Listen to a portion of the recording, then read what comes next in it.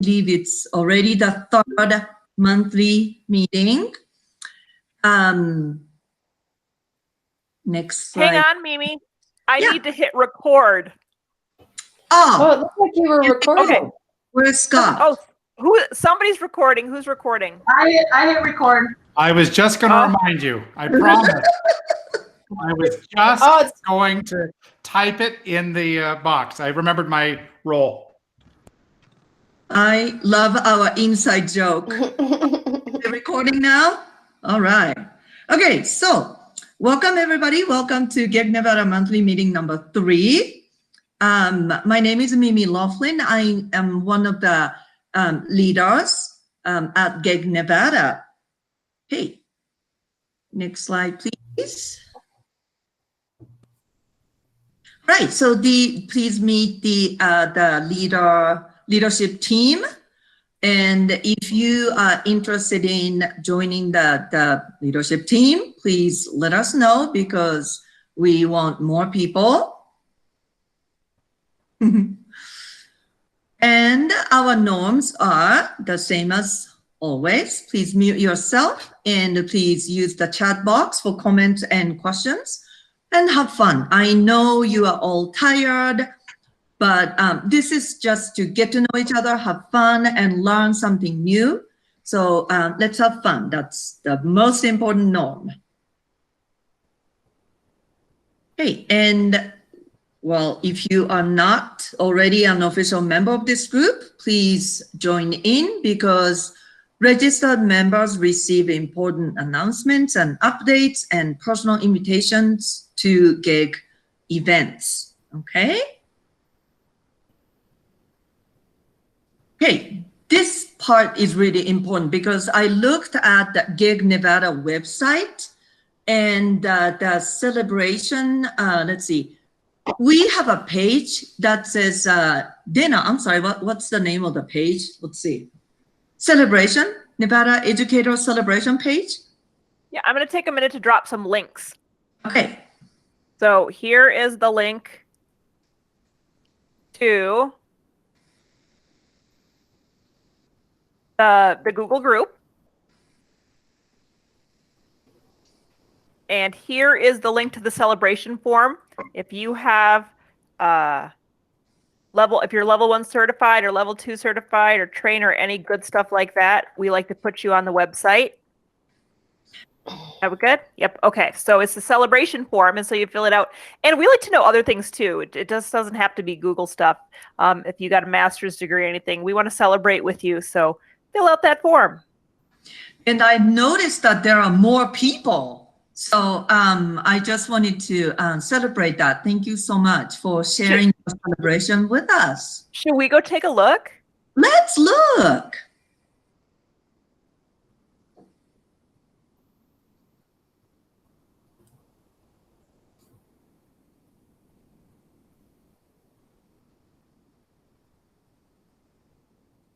So I noticed that there are more trainers. I know Jackie McCune, who is doing another training today. So I invited her and she says, Mimi, I'm doing another training. So I was like, okay. And I see many people from Carson City and many people from Vegas. And I just like that it's growing. So please celebrate. Please share your celebration with us. Thank you, Dana, for showing that page. This is my favorite page of that. It is. It's my favorite page. And if your name's on there, but your picture is not, and you want to get your picture on there, just refill out the form and drop a picture and say, oh, I already signed up, just adding a picture, and we'll get it on there. And also, Google just put out new badges for level 1 and level 2. So, as a GEG leader, we are going to get the pleasure of disseminating the new badges to anyone who is certified. I just got to get that in order. So I should have that probably by our next monthly meeting. And so anybody who has a level 1 or level 2 or trainer or innovator certification or coach, do we have any coaches yet? No coaches yet. We got to work on that. There's new badges for everybody. That's awesome. All right. Thank you, Dana, for showing that celebration page. Okay. All right, so our mission is to build a community of educators from around Nevada who empower, inspire, share, and learn together, united in a common interest to leverage technology for transformations in learning. Okay, and again, welcome to our third monthly meeting. We are going to get to know each other, and then we are going to be talking about office hours, tech tool of the month, which is Cecil, Robin, and Google update by Dana, woo-hoo. And educator passion project is Kyle. Woo. Okay, so that's our agenda for today. Okay, so get to know each other activity for this month is this book, Cultivating Genius. I did a book club with my friends, written by Dr. Goldie Mohammed, and we love this book.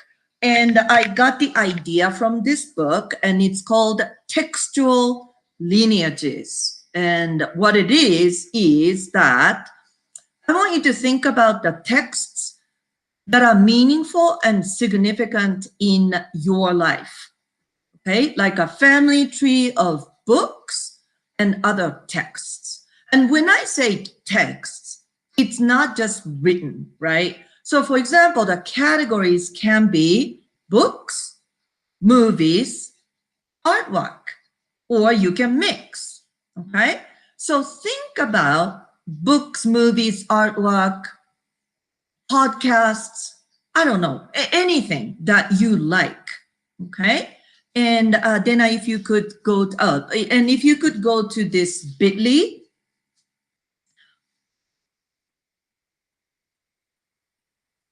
okay? So here's my example, okay? And in this box, I put what I would like you to put. So the left side, the left column is your self-introduction, and the right side is the textual lineages. So I am Mimi Laughlin. I'm from, I teach in Carson City at Boardwalk Bray, and you can read that. But my textual lineage is, I just love classical literature. So The Diary of a Young Girl by Anne Frank sort of molded me as who I am. You know, I read this when I was in elementary school. And probably we don't have time to share out individually. So I would like you to put a comment.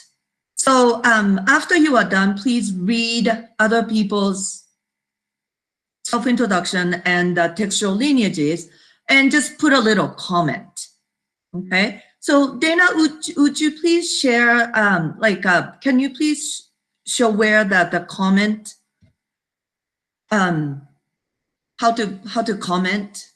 Sorry, I was looking for my favorite book. That's okay. That's okay. So To the Edge, Successes and Failures Through Risk-Taking by Kyle Anderson. Sounds like a pretty good looking dude, if you ask me. Oh, it's good. It actually, it is a really good book because I feel like you are telling so many of our stories when in that book. But anyway, come on up here to this little thing right here and hit comment, and you can add a wonderful comment. You could even comment at people.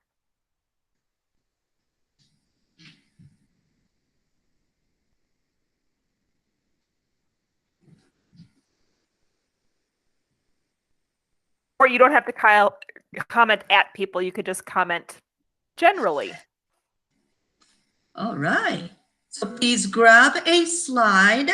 If somebody took it already, just I put a bunch of slides. So just pick one and please start typing. Would you like me to set a timer? Yes, please. Thank you. How long would you like? How about like 4 minutes? Okay. 3 to 4 minutes?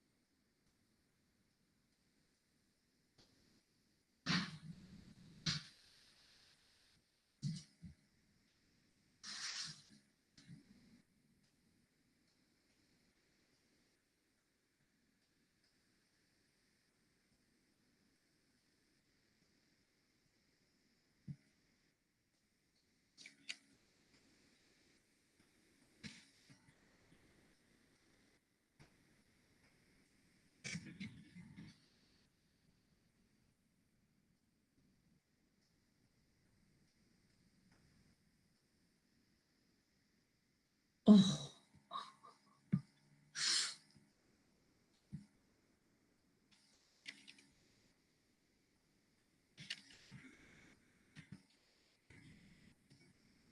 Mimi, what were you laughing at? Sorry? What were you laughing at? I'm commenting, and it's just amazing that, I was looking at Scott's slide, and he put Haruki Murakami, so I was like, oh my gosh. The best book ever. Which one? The 1Q84. So many. Oh, I read them all. They're amazing. Oh, you did? Yeah, I've read them. I'm huge. Well, I shouldn't say a huge fan. I've never seen him live, but yeah.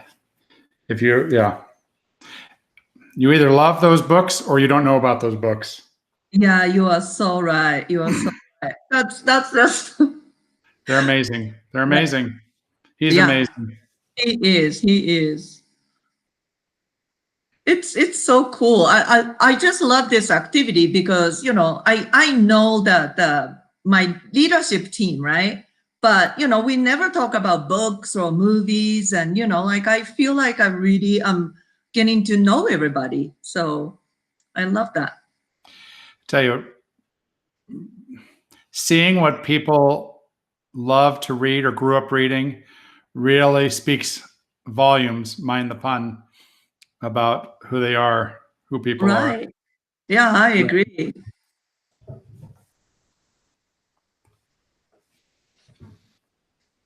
I'm looking at Kyle's, and I'm a big John Steinbeck. And my favorite, when I was like a middle schooler, I read Of Mice and Men, and that story sticks with me today as much as it is when I read it.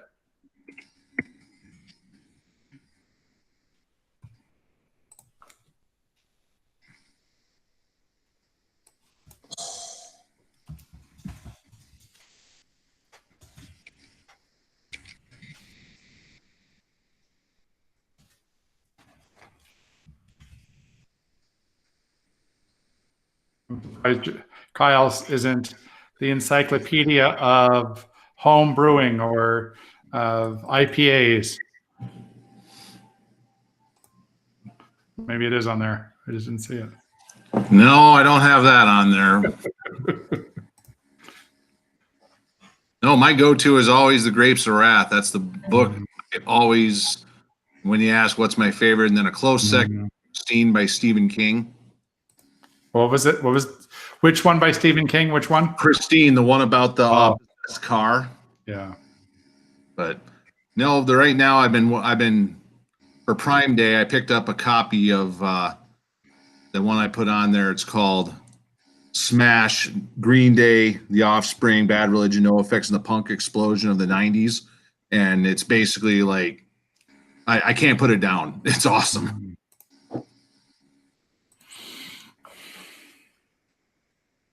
There's so many. I am an avid reader, and I get stuck on an author and I read everything they've written. And it's so hard to be an adult sometimes because you're reading at night and you stay up till like 3 or 4 in the morning, and you know you're not as good of a teacher in the morning when you do that, but sometimes you just have to do it. I have.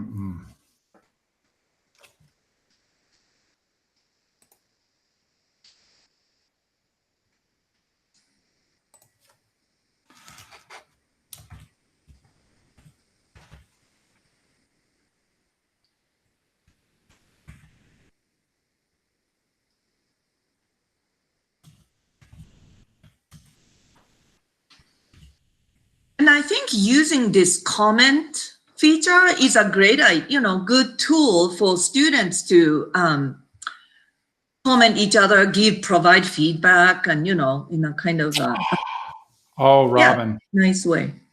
My favorite, The Tao of Pooh is amazing. The Tao of Pooh. Sorry. That is a great book. Yes, yes. It's Absolutely. funny that you mentioned that, Mimi, with the comments, because actually we are using the breakout room add to the Google Meets, and rather than going room to room, it's so much easier. I just go back and forth and comment. So they were working on a decryption worksheet today because I'm a computer science teacher. And I was just going and commenting like crazy, and it went smoothly, and they'd comment back. And I could just quickly go through those so much faster than entering and leaving the breakout rooms.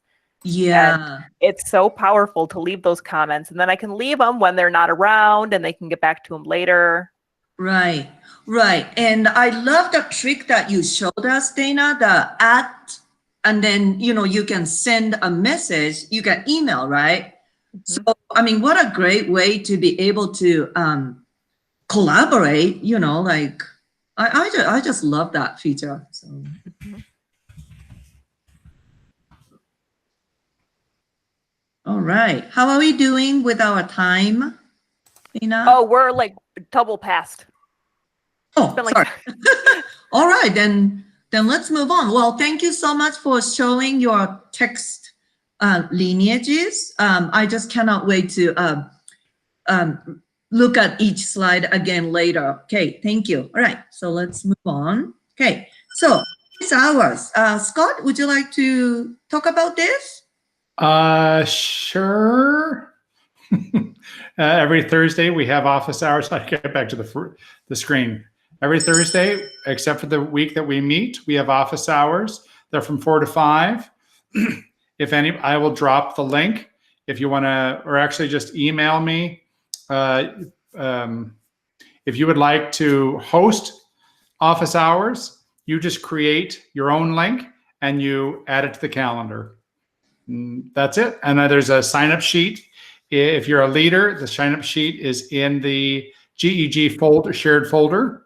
But if you just email me, I can send you that sign-up sheet. This is just, that's it. That's the whole pitch right there. Hey, thank you, Scott. Who's welcome to come to office hours, Scott? Say again. Who's welcome to come to office hours? Everybody is welcome to come to leaders, non-leaders, newbies, googly people, everybody. If you're brand new, come to office hours. If you're struggling, just come to office hours and we will try to help. Thank you. All right, so Robin, please talk about Seesaw. I'm just so excited about learning this because I know a little bit about it, but not so much. So thank you. Please go ahead.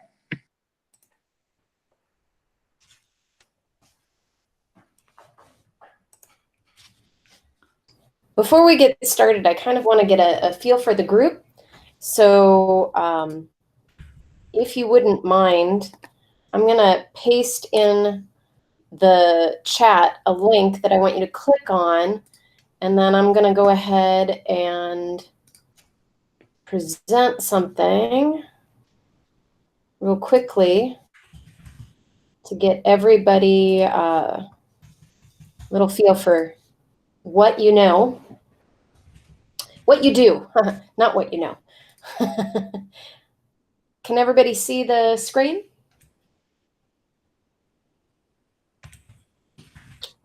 That's the question I'm looking for an answer to.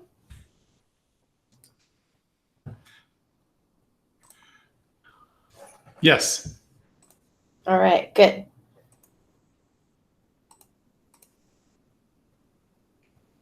And as you guys are getting your answers in, you can see that it's coming live and it's showing us what you're putting in. And as you put things in, it'll adjust sizes and colors and all of that. And don't forget to put in grade as well as what you teach, 2 separate things. Sometimes digital coaches, like we're pre-K through 12, but sometimes it's that we're specific to a certain grade. I have a friend who actually I've gotten to know because of Seesaw and various other things, and she is K through 2 specialization. So I never assume that anybody's one thing or another. And if you've never seen this tool before, it's called Mentimeter. It's kind of a fun thing to quickly get a feel for a group and see where everybody's at. I just wanted to kind of know, because as far as what I'm teaching tonight with Seesaw makes sense to know what people do in order to show you what's inside of Seesaw for you to access. All right, looks like we're slowing down, and that gives me a good feel. So I'm gonna switch which tab, and I'm gonna switch over to this tab. And just to let you know, this presentation that I'm sharing is actually something that a friend of mine first created, and then I've adjusted and adapted over time. Her name is Tracy Peltz, and she is actually out of Montana, but she and I have been doing a lot of work together, and she did an amazing job with this, so I'm giving a little shout out to her and thanking her for bringing it to Nevada, not just Montana.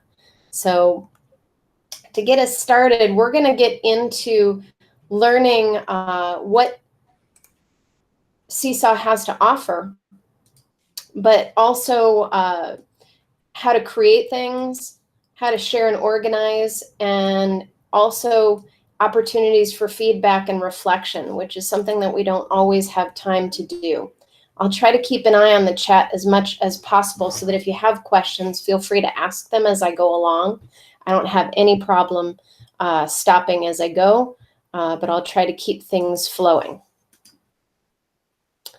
So the big question is usually if I go into Seesaw, and if you've never seen the inside of Seesaw, I should show you that probably first.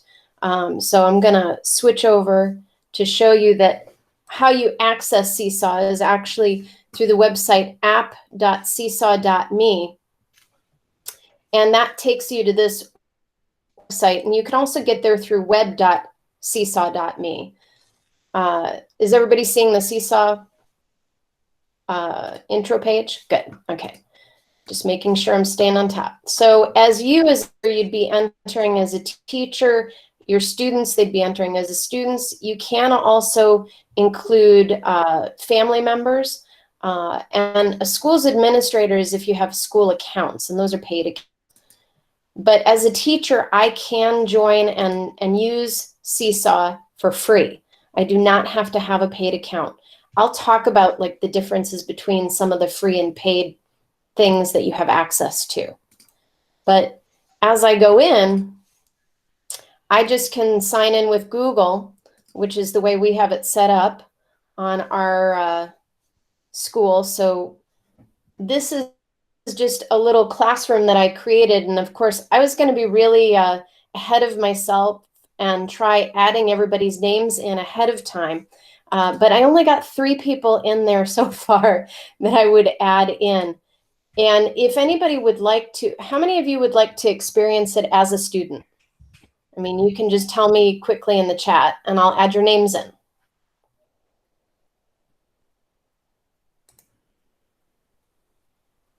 Or just speak up, unmute yourself. That'd be fine too.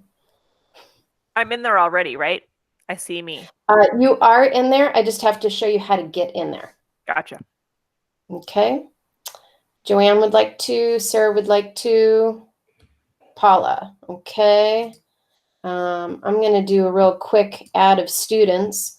I don't know if you can see this because it's a pop-up. Can you see the pop-up screen that I have open? Yes. Paula, Sarah, Joanne. This is how easy it is to add a student into your class, by the way. It's not so hard to do. And then what I'm going to do is I'm going to go back in, and I could paste a list of student names too. So if I had a roster already that I had created somewhere, I could just copy and paste names in. So how do you get in? Is you go to the website either via app.seesaw.me, or if you were on a mobile device, which you can access it as well, like on a phone or a tablet, you could download the Seesaw app so that you can actually use it through the app as well. And you're going to choose I'm a student, and it's okay. This is one of those situations where it's okay to not to go in as a student. You'll still be able to have a teacher account. And the code that you're going to be putting in, because there will be a join code, will be this code right here. So far, so good.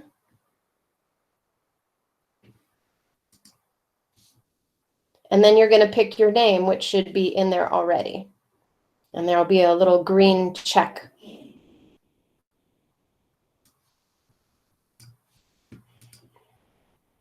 Just let me know when you're successful or if you're having difficulty. Oh, good. Dana's in.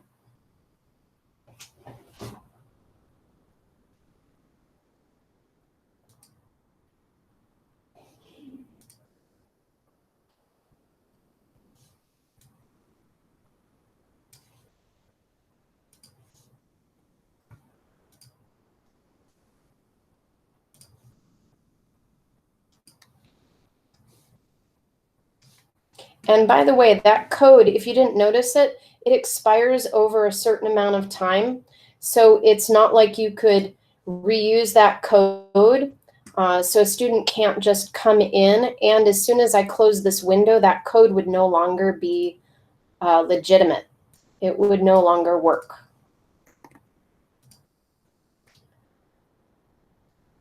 Okay. And let's see. I'll go on this. Okay. So far, so good. Easy to join. That's what I like. Okay. So going on, is everybody in that wanted to be in? Yes? Are we good? Scott, are you in? Good? Okay. I'm going to switch over to the student view just for a quick second. Hold on just a sec, so that you can see the difference between how it would look as a student. So this is a student of mine, former student of mine. And when you come in as a student, usually you have options here of journal, activities, inbox, blog, but you'll also notice that you have a to-do, you have things in progress, and things done. For me, this is a huge game changer for students, especially those who have difficulty with organization. It's right there, right in front of them right away. And especially for younger students, depending on like what age group you're with, I find it's very successful. But I've also used this with as old as 8th grade.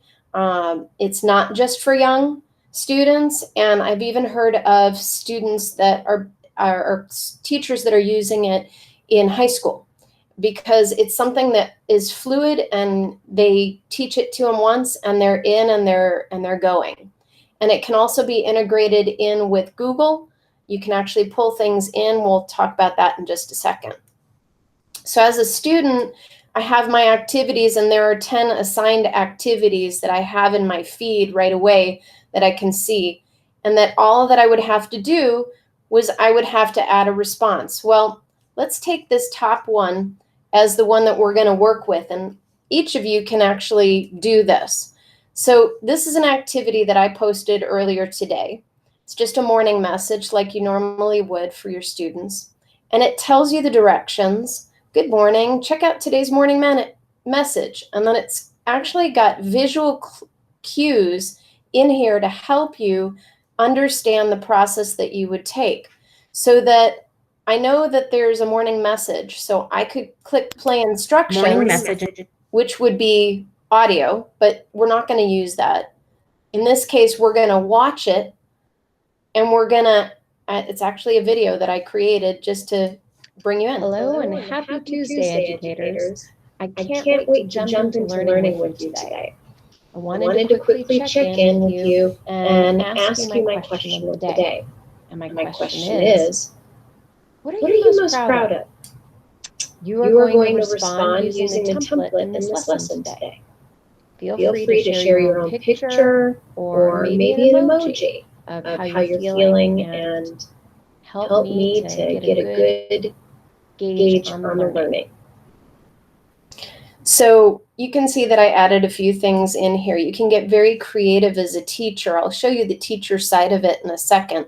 But it's where you can add in Bitmojis. You can add in any visual items that you want to. So when I'm done with viewing that, I'm going to click on Add Response.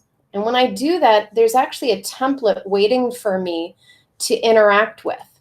And you'll notice that in this template, I have the capability to type with text.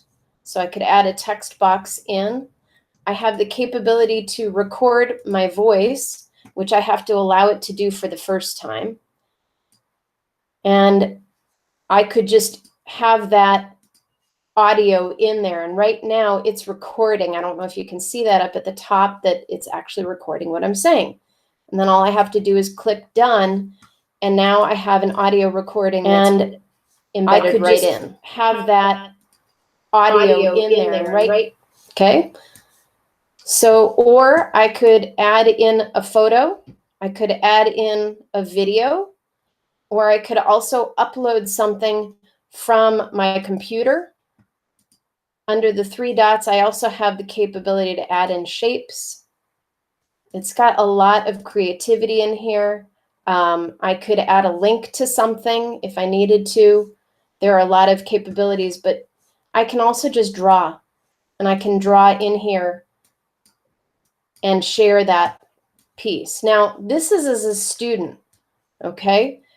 But from a teacher's side, if I switch back over to the teacher's side, while my students are working on those activities, I don't see anything until they've actually finished the response. So I guess I should finish that response, and then you'll see something, okay?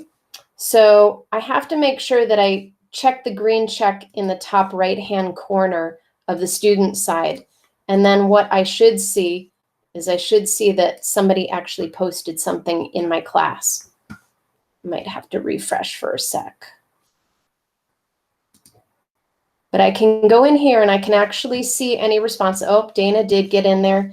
Okay, Sarah got in there. So I can immediately see all of my students' work right down here at the bottom. Are you guys seeing that? Okay, so I could pull up Dana's to review. And then I could actually see her picture, what she drew, whatever she added in here. And I Teacher's could pet. approve it. Okay, or I can go to the next post and look at the next student who might have posted. And I can go right through them. Scott, did you have a question? No, I was just making fun of Dana. There you go. All good. But you can notice that I can approve all of them, but nobody sees them until I approve them.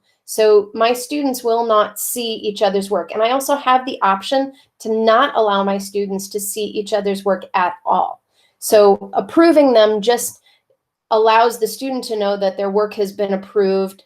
I can also, if you notice here, if I click on Dana again, I can add a comment to what she's turned in, or I can audio comment. Hey, Dana, you know, like I just have to click here. Hey, Dana, this looks really great. Thanks so much for submitting today. Pause it. It processes it pretty fast. I can listen to it. I can trash it and re-record, or I can check off and I can click approve. You'll see that there's this send back. That is actually something that is for the premium version. I can send back work to my students. I can actually have them work on it again. You can still have students work on work again in the non-premium version. It's just done a different way. It's not send back. Okay. So far, so good. Okay, and then I'm going to X out of this, and I can see that Paula's done, and you can see that I have all of that right in front of me. Okay. You can see also when I assigned it, all of that. There is a way where you can actually schedule assignments so that you do not have to give it to students right away. So if you want to plan an assignment ahead of time, just like we're used to in Google Classroom, you can do the same thing in Seesaw, where you can do that. Something that's different in Seesaw, and I should show you from the teacher side how I even got to this place, okay, was that I had to add this activity and actually put it in here.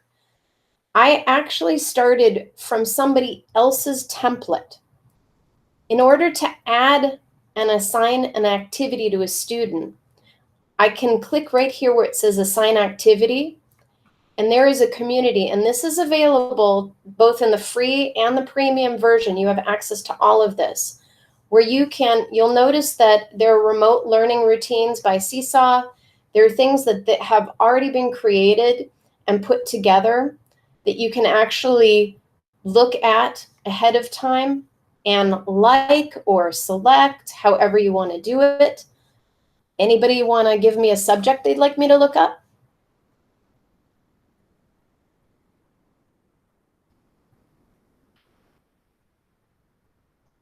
Oh, computer science. I knew that was coming. So if I type in computer science, okay, it will give me anything computer science that somebody has already created. And you'll notice there are 1,133 activities already that somebody has created, and that I can take and I can actually edit whatever they've created, so that if there was something in it that I wanted to slightly tweak or change, I could do that. That's just one example, okay? And you can also filter it out by grade. So you'll notice that it goes pre-K all the way through 12th, and then it does say other. That tends to be like where it's for more than one grade. You can also see that there are specific topics that they've already put in here that people have categorized by. As you get further down, if I went back to let's start back at that home page. As you scroll down, there are featured creators that are here, and I highly recommend Chris. He's also great. One of the people that I know and love is Tracy. So there are actually other ones by her that I could look up and actually see additional pieces. But you'll notice there are even some more collections that are down here. Virtual field trips, home learning with science and Seesaw. They've got an amazing amount of stuff that's already in here for you to be able to sort through at your pleasure. Anybody want to pick a specific activity that they're looking for, something they'd like to see other than computer science, or do you want me to go back to computer science? I can see Dana's facial expressions clearly. I love seeing, I mean, for me, it's where I also want to show you that I have in my library ones that I've saved already, ones that I have found that I liked and wanted to reuse. So the one that I originally found was this morning message and check-in, but you can see how I adapted it and changed it to something else. This one in particular is a great one. This teacher put together a great activity idea. And again, it's that home to school connection, which is so hard for some of our teachers right now, finding things that will still connect with what they want their students to be learning, but have to do it at home and engage them. So it has different ideas that are already in here. And this was one example that actually showed an image, but it shows that there's a template here. And if I wanted to, I could go in here and you can see I can copy and edit the activity. So if I copy and edit it, it allows me in here and allows me to look at the template that's attached and see what different things are already in here that have been created that my students can interact with. So it really gives me something that's already in existence. Now, for the non-premium, you can create templates like this, but only one page. You can add additional links. So one of the things that has become very popular, which you've already seen probably with Google as well, is that people are making Bitmoji classrooms. So they've done this also through Seesaw in a way that students can interact with it there as well. And that is another way that teachers have started to take a template from Google and actually import it into Seesaw and are able to use it in both ways. The students are able to use it in multiple ways. So it allows that crossover as you go. Or you can just create it in Seesaw and utilize it through Seesaw. Now, I know that's a lot of stuff so far. And I'm just trying to, yeah, we're going to just check on that. Okay. And to get back, I could make changes in this and I could save it. I'm just going to leave it alone for right now. Okay. I'm not going to change anything. Now, if I wanted to assign that to my class, you'll notice there's this big green assign button in the top right. Sorry, I have to show you that screen too. Up in the top right, it has this assign button. And all I have to do is click assign and it will assign it to all my students. But maybe I want to differentiate.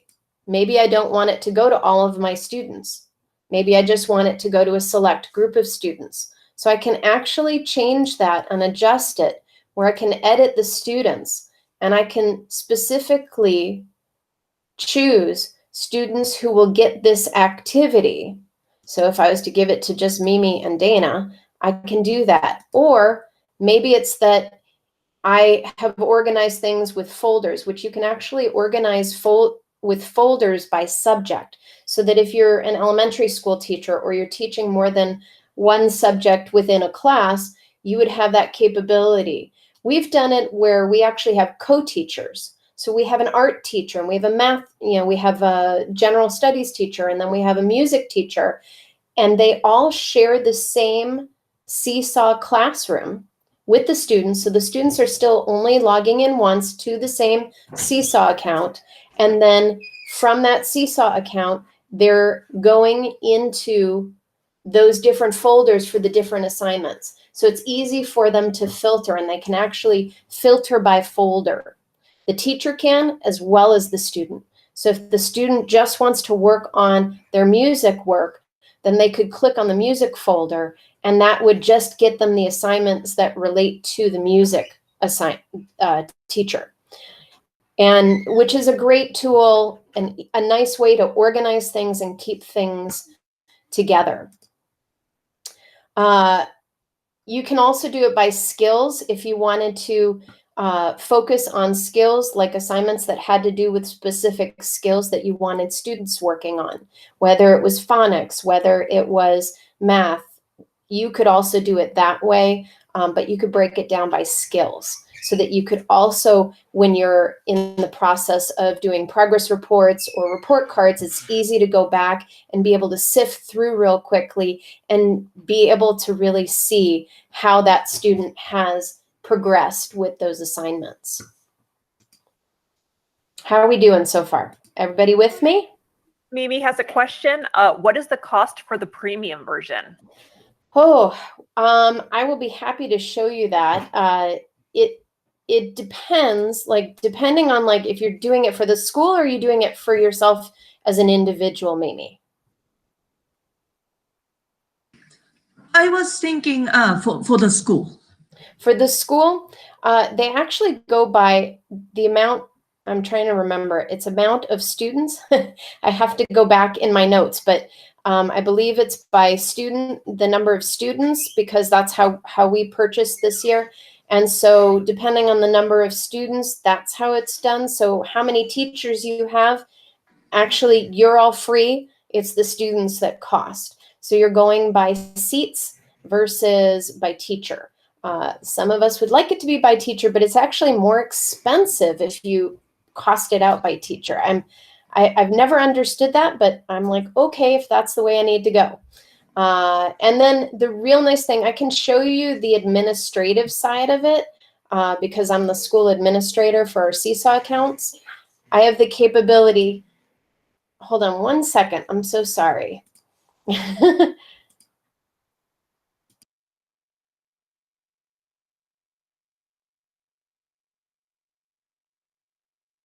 welcome. So that was my son, sorry. Quick question. So if I switch, I can actually show you.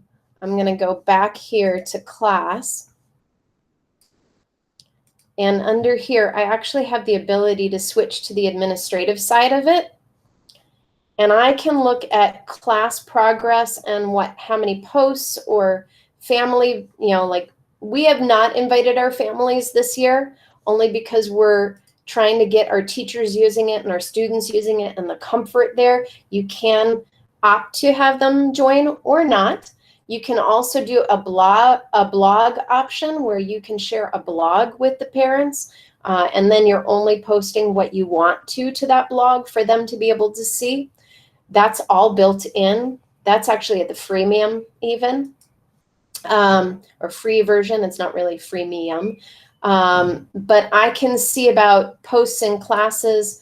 I can look at it by how many teachers, also when they last signed in. I can look at it by students. I can look at even if it was broken down by skills or other analytics and such. And I can even share announcements. I can do school announcements through here. Teachers can do announcements also in their class, within their Seesaw class. So if I switch back to the teacher account side, I have that capability to also do announcements in my class. So I can add an announcement that goes to all the students. So not just activities, but I have that capability to keep that communication up. And that is one of the biggest things that we've found, especially with the state that we're in right now. The more communication, the better. The ease of communication. It is private communication. Once you send a message to a parent, they can respond to you, but otherwise they wouldn't have a way to get to you. So like not until you initiate the communication can they respond back. Thanks, Kate, for joining us. Appreciate that you're here. There is, of course, always so much more that I could teach you about Seesaw. This is really supposed to be kind of a walk around, see things, see what's there. You can see that Dana's now visible in the class journal. But you have a way of also having an inbox here where you can get messages. Again, that's the skills area where you could have things broken down by skills and you can see things laid out. And that's where the blog area is. Something else that's important to let you know is there are settings that you can set up for the class so that you can actually manage students. You can do home learning student codes, which allows you to send a code for a student. Obviously, some people are in remote settings, so it's easier to have those codes for the students to be able to join the class initially. I usually turn the likes and comments off for students. I highly recommend that. We've found that that can be a negative for sure, but all of that is at your fingertips. You can also allow them to see other work or not. So it's just a quick toggle of turning it off and confirming the change. I'm going to click cancel though. You'll notice that new items require approval and all of these different things. And you can even have a sample student so that you can see what the student would see from their point of view and see what their experience would be. You can enable the blog or disable it, however you want to do it. Managing folders, this is where you would set up the folders. And we've done that a lot with our classes for our teachers or with our teachers to help them manage it and understand how that all works. But you'll also notice that there's even video download quality and the ability to save anything that's posted that's a photograph or video. You can download it so that you could have actual sample student work as well to have conversations with the student or families about. That is the quick version. I had this whole presentation, but you'll notice that we've gone through just about everything that's in here. Because if I was to keep going with this, it's just going to keep showing everything that we've already gone over. And here it is, sorry. It got lost. It's because it has a link as well as that. So we're engaging students in ways that are important. We're making sure that, you know, our objectives are known. It's easy for a student to see and learn and understand. There's step-by-step. You can even program in those little icons that had the different characters. And I can share that with anybody who wants, but you'll notice that we went through assigning an activity. We went through the library, what the different things look like, how to copy and edit, as well as how you would look at different things. We've not gone through like how to create an activity from scratch, but if you wanted to, there is a website that I can send to you in the chat that'll take you right to all the tutorials that you could ever need and more. And then this is the icon shortcut. So for those of us who deal with code, Computer Science Teachers Unite, you have a great way here where you can actually code in with the instructions, the different icons that you want to appear. So if you can actually write it even out in a Google Doc ahead of time, copy and paste it in so that anything that you use on a regular basis, you could just quickly get it in there. In addition to that, you can upload an exemplar, you can upload a demo video, you can do all of those things. We showed a lot of that. We even showed this component where you can upload different components. You can add a template. I think we've done everything. And really, a lot of this is stuff that you like to be able to do. The graphic organizers, if you upload a template, that becomes the background for the thing, and it's not movable. So it's where a student can't actually like move your background around. That will be the background, and then they work on top of it, which is definitely for those younger students and older. They do a great job. We went through the Bitmoji. We went through the tools.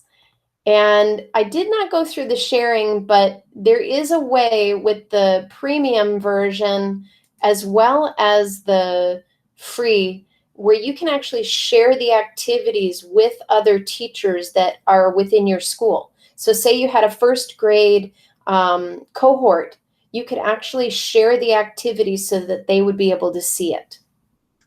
And then it's really where you can also email it to them.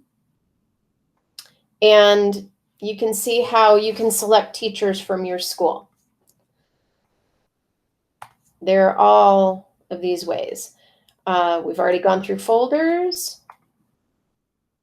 And then feedback and reflection is really where, when a student turns things in, we talked about the ability to record your voice or to send a comment, but there is also a way for you to post a video of yourself on top of their assignment. So where it had that template that they were interacting with, when you go in, you can actually post your own video response to them as well, so that it's not just limited to audio or written response. And I think, so to get more learning, this is the website that you would want to go to. Sorry, and in order to do that, you'll notice that it's a training for teachers site. It literally has step-by-step everything that you would ever need to know and then beyond. And I think that's probably enough for tonight. I think I went over a bit. I was trying to keep it close. If anybody has any questions, feel free to email me. I'm happy to always answer any questions. My email address is robin.pence@adelsoncampus.org. Tracy has her own blog spot that has all sorts of stuff, and I'll be happy to share these slides with you later so that you can have them and be able to look at things and the different links that are included in it. Thanks, everybody. Robin, You're welcome. that's awesome. I hope that was helpful. Yes, lots of ideas. Thank you. All right, Dana, so would you like to share the Google updates? Sure. So I'm just going to highlight the biggest ones. I have a link right here. It's in the slide deck if you want to click on it. What's new in Google? So the newest, hottest thing that everybody is talking about is it's no longer called G Suite. They have completely rebranded the G Suite. They have new icons, and it is now referred to as Google Workspace. So we are a Google Workspace enterprise district in CCSD, and we got all the new logos, which for those of us who do trainings, this is the most frustrating thing of all, because I have been updating all my logos on all my slide decks for far too long. Then we have the new features in Google Meet. I did do a mini workshop last Tuesday on all the new features of Google Meet. If I have people who would like to go through the features again, I would gladly do another mini introduction. I did get Q&A since I presented that, so that's a new one. I have links to all of them here. You can either look at it yourself. If you do want a training on those, I would be happy to do that. Just please let me know. Two cool things that I found this month that came out in the last few days is they're using dynamic something in emails. Basically what that is you know how people request access on your, Lily, I am teaching right now. When people request access to documents, you don't have to leave the email anymore to give them access. You can like select it right in the email that they become an editor, so you don't have to go outside of the email. So that is fantastic. And then the last one is Smart Fill. This one is not rolled out yet, but it could be a game changer. What it is, the example they use here is they put in a zip code, and then it kind of understands where the zip code came from in the address, and you can autofill it. So like it will figure out where the zip code is supposed to be based on the address in column B. Oh my gosh, if that works like they say it's going to, that is going to make my life so much easier. So hopefully that one rolls out soon. That's a coming soon. And those are the big updates. This month in Google, there's like 25 more, but I found these were the most important ones. So that's what I got for you. Thank you, Dana. That is amazing. Great updates. Thanks. All right. And next is passion project. Okay, so Kyle had to leave because he had to take his daughter to dance at 5. oh, I am so sorry. So we will do this next next meeting then. Yeah. Okay. All right. So, but anyway, you know, passion project is, I know you guys are dedicated teachers because that's why you are here, right? But I just want you to think about your personal passion besides teaching. And if it's your passion, you want to share it. So this is a place where you could share your passion, okay? So next month is going to Kyle, but if you want to share, please let me know, okay? And you will get to share. All right, thank you. So the next is, all right. So the next monthly meeting is November 17th. It's the third Tuesday of each month from 4 p.m.